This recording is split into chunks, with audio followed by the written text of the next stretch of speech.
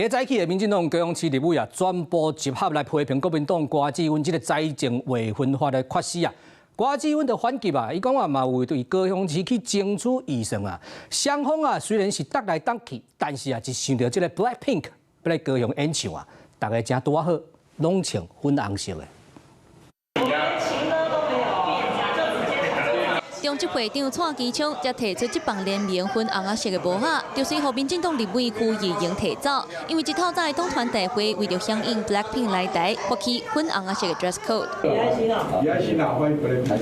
对高雄市长这个为有兴趣的拢来啊，区议员穿一束粉红色的西装，罗水良甲粉红色的内裤带，柯志杰穿粉红色的靴子，做伙呼吁中秋节违法。不过后卡才来林大华敢若无缀到阵，甚至区议员办公室发出的采访通知，伫咧昨下晡第一时间名单无柯志杰、林大华，坐落来20分钟了后，才讲柯志杰会参与。那林大华是今仔日一透早才确定会出席。我不清楚因为都是。 助理们在联系工作，但是我想高雄的立委大家一条心哦，我们希望能够全力为高雄争取到最大的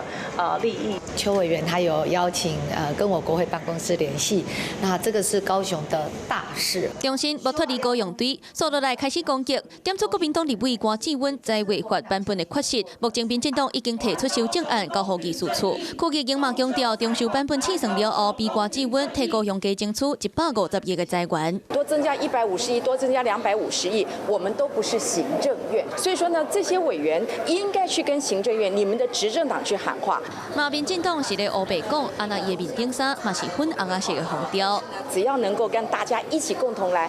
这个 pink 的话，我觉得我们都非常的支持。但是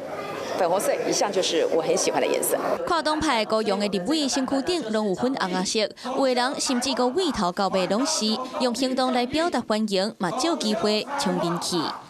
Hello， 我是蒋欣梅。想要抢先掌握最及时的新闻资讯吗？赶快订阅、按赞、开启小铃铛，锁定华视新闻 YouTube 频道。